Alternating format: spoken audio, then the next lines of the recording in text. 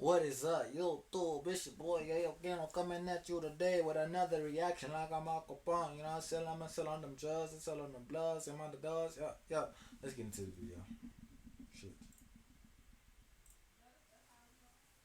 Reaction to the Lakers pre-draft move. Well, it shows me that Magic Johnson is wheeling and dealing. He's making things happen, as Max has accurately pointed out on several occasions in the past. And I say accurately because that's a very, very important thing, because I usually don't give him credit because he usually doesn't deserve it. But in this particular instance, he does. Max Kellerman kept pointing out how Timothy Mozgov and Luol Deng, those contracts needed to get off the books. This would get one of those contracts off the books. That's an incredibly big thing for Magic Johnson and the Los Angeles Lakers to pull off. D'Angelo Russell, him being gone potentially, also tells you they're going to draft Lonzo Ball. That's what that tells you. So we get that out of the way right now. But not only that, what you're talking about is a situation where you know that Paul George is coming there at the very latest by next summer. You know they're trying to make something happen now. So clearly he's going to be in a Los Angeles Laker uniform, but you're also going to have the ability to get another max. I just thought about this. Darren Williams left the Nets. D'Angelo Russell picked up to the Nets. Timothy Mozgov picked up to the Nets. They got chemistry already.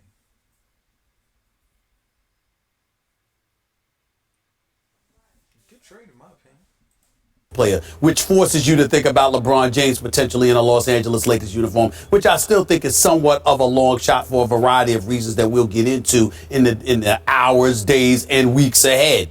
But in the end, what this comes down to is that, again, it's Magic Johnson recognizing what needs to go, what needs to be going. And guess what? When you clean garbage out of your house, it ends up smelling better. But the first order of business is to recognize that there's actually garbage in the house that you have to get rid of. Magic Johnson. Don't Febreze it. And I'm not. Take it out of the house. Take it out of the house. And I'm not calling either player garbage, because I do know that D'Angelo Russell can play. All right, I don't want to cast too many aspersions on him. His locker room presence is what hurt him, but his basketball ability is there. But that contract of Mozgov is a very, very big deal. And getting that off your books is huge. And I think that Magic Johnson deserves a lot of credit for that right now. Magic is doing what he can do, and it's impressive. So far, Magic is an impressive executive. You don't know how he's going to do in this role, but he's impressive so far. All of a sudden, you start hearing buzz about LeBron James might want to go to the Lakers, Paul George. Everyone's interested in the Lakers all of a sudden since Magic is there. And the first thing he actually does, he rolls up his sleeves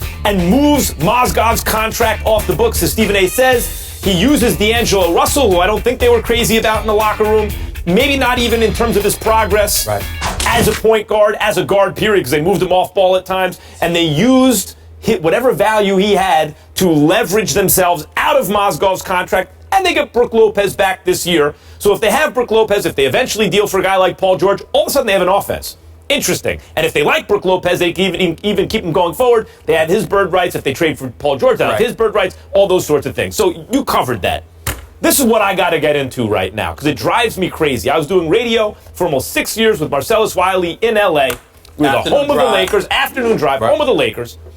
And we're watching this happen, and hey, one of the good things about when you lose all the time is you get draft picks. They select 7th to take Julius Randle. They select 2nd, D'Angelo Russell, 2nd, Brandon Ingram. Look at this, an interesting young nucleus, and they did pretty well getting Larry Nance Jr., who's an interesting player, and Jordan Clarkson in the 2nd round. And look at this, things are happening. And we're going to get all these free agents, and it doesn't happen. Jim Buss and Mitch Kupchak, completely ineffectual that way, and I hate to take shots at them because they're gone. Now they've been removed from their positions, but to do honest commentary now, I have to take a shot. They couldn't get a thing done. And so what did they do at the 11th hour? They signed Mozgov to $17 million a year, 16 or 17, and the same thing with Luol Deng. And Stephen A. He was at 16 last year. He's at 15 this upcoming season, then 16, then 16.7. I think it averaged out to about 16 and a quarter, 16 and a half, and Luol Deng averaged out to like 17. Yep. And what drives me crazy about this, it's the same thing that Warriors fans had to be feeling when Steph Curry did the behind-the-back pass to Klay Thompson that he threw away in Game 7 at home against the Cavs to the finals before last. Okay. What drives you crazy are unforced errors. Look, sometimes things happen. You sign a guy, it doesn't turn out right, he gets hurt, he doesn't mesh with the coach, his teammates, whatever that is, unforeseen circumstances, fine. You took a risk, it didn't pan out, fine. But a plain unforced error, the kind of error where at the time you